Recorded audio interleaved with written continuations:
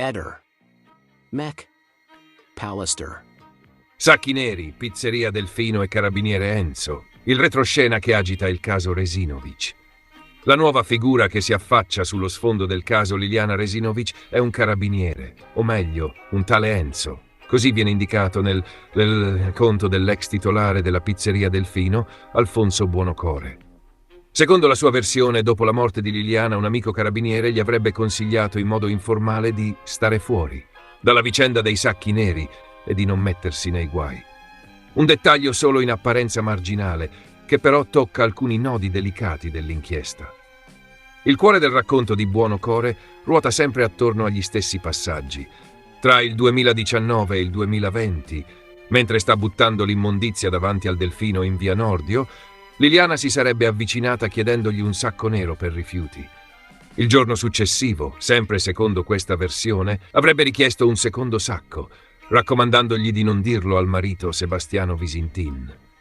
L'ex ristoratore afferma di avere ancora un lotto di sacchi identici, spessi e robusti, acquistati da una ditta della zona di Grado, destinati a essere confrontati con quelli repertati sul corpo di Liliana.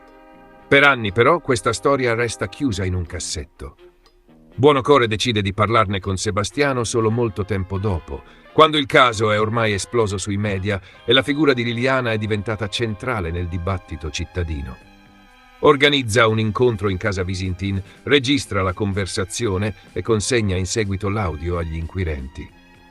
Il motivo del silenzio iniziale nella sua versione è proprio il consiglio di un amico carabiniere, identificato come Enzo, che gli avrebbe suggerito di non infilarsi in una vicenda così delicata. Ed è proprio all'interno di questo dialogo registrato che spunta un dettaglio chiave.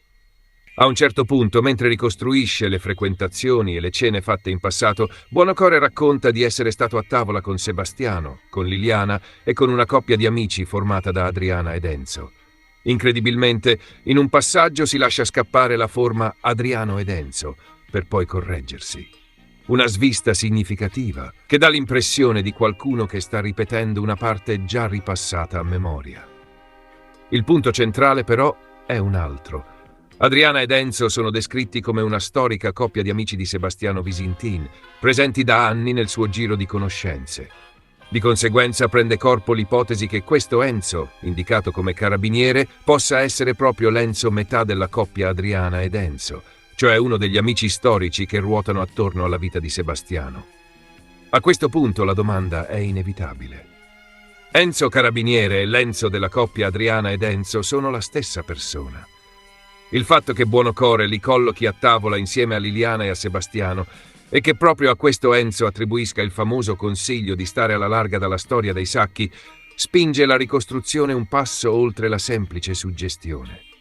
Resta vero che allo stato attuale non esiste un atto ufficiale che certifichi in modo esplicito questa identità. Tuttavia l'incrocio tra il racconto della cena, la storicità della coppia Adriana ed Enzo nel giro di amici di Visintin e la qualifica di carabiniere resa pubblica da Buonocore rende molto più concreta l'ipotesi che il tale Enzo non sia un personaggio generico, ma un volto ben preciso della cerchia di Sebastiano. Questo dettaglio va letto anche alla luce delle falle della prima fase di indagine.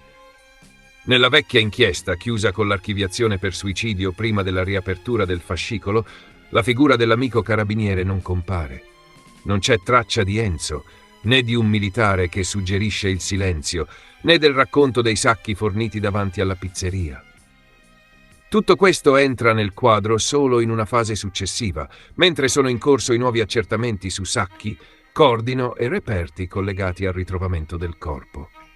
C'è poi un elemento cronologico pesantissimo. La pizzeria Delfino di via Nordio è un locale storico a gestione familiare, ma risulta chiusa da anni. La fine dell'attività viene collocata proprio tra la fine del 2019 e l'inizio del 2020, con una data simbolica di chiusura fissata al 23 dicembre 2019. Se il locale ha davvero cessato ogni attività in quel momento, è evidente che nel dicembre 2021, quando Liliana scompare e poi viene ritrovata nel boschetto dell'ex ospedale psichiatrico, la pizzeria non è più operativa. Questo significa che, anche ammesso che il racconto di Buonocore contenga una parte di verità sul periodo 2019-2020, non può in alcun modo spostare in avanti la scena dei sacchi fino alla vigilia della scomparsa di Liliana. Il Delfino chiude troppo presto, perché un eventuale Enzo carabiniere, anche se coincidente con l'Enzo amico storico di Sebastiano, possa entrare nello scenario del dicembre 2021 come testimone diretto di movimenti collegati ai sacchi. La figura di Enzo in questo senso resta confinata agli anni precedenti, in un contesto temporale che non coincide con quello della morte di Liliana. Sul piano scientifico, poi, i dati sono ancora più netti. I sacchi repertati sul corpo di Liliana sono 2 buste di cellofane nero per rifiuti, di dimensioni diverse, e non presentano impronte digitali utilizzabili, nemmeno della stessa Liliana. L'unica traccia biologica maschile rilevante emerge non sui sacchi, ma sul cordino che tiene a collare i sacchetti più leggeri. Quella traccia non è compatibile con il DNA di Sebastiano né con quello delle persone finite finora nel perimetro dei controlli.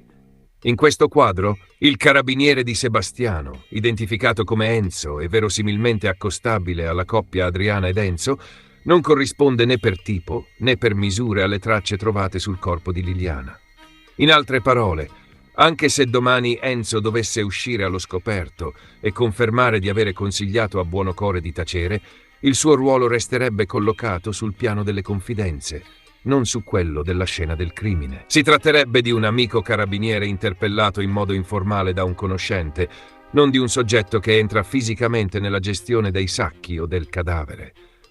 L'uomo che ha lasciato la traccia biologica sul cordino continua a rimanere un'ombra senza nome, che non coincide con il profilo dell'amico militare descritto finora. Sul versante dei luoghi emerge anche una curiosità visiva. Nelle fotografie della pizzeria Delfino che circolano online non compaiono solo l'insegna di Via Nordio, gli interni semplici del locale e i piatti di pesce, ma anche alcune inquadrature che sembrano ritrarre scorci diversi dal marciapiede davanti al ristorante. Tra questi spiccano immagini riconducibili alla Galleria Rossoni, la storica galleria coperta che collega Corso Italia ad altre vie del centro di Trieste. Non è un elemento penalmente rilevante, può trattarsi semplicemente di foto di contesto caricate da chi ha voluto mostrare anche il cuore del centro cittadino. Ma contribuisce allo scenario complessivo, in cui la pizzeria Delfino e la geografia del centro si mescolano continuamente al racconto dei sacchi neri. Tirando le fila, l'unico vero avanzamento narrativo è il fatto che il carabiniere venga indicato per nome, Enzo, e che questo nome si sovrapponga con forza all'Enzo della storica coppia di amici Adriana ed Enzo. Tutto il resto, dal possibile peso di questa amicizia nella dinamica dei rapporti attorno a Sebastiano, fino all'idea che possa avere un ruolo decisivo nella morte di Liliana, rimane nel campo delle ipotesi. I punti fermi sono 3. La pizzeria Delfino è chiusa da anni e non è più operativa all'epoca della scomparsa. La cronologia del racconto di Buonocore è vaga e oscillante e le perizie scientifiche non hanno collegato alcun carabiniere, Enzo o chi per lui, ai sacchi al cadavere di Liliana Resinovic. Ehi, non dimenticare di iscriverti a questo canale.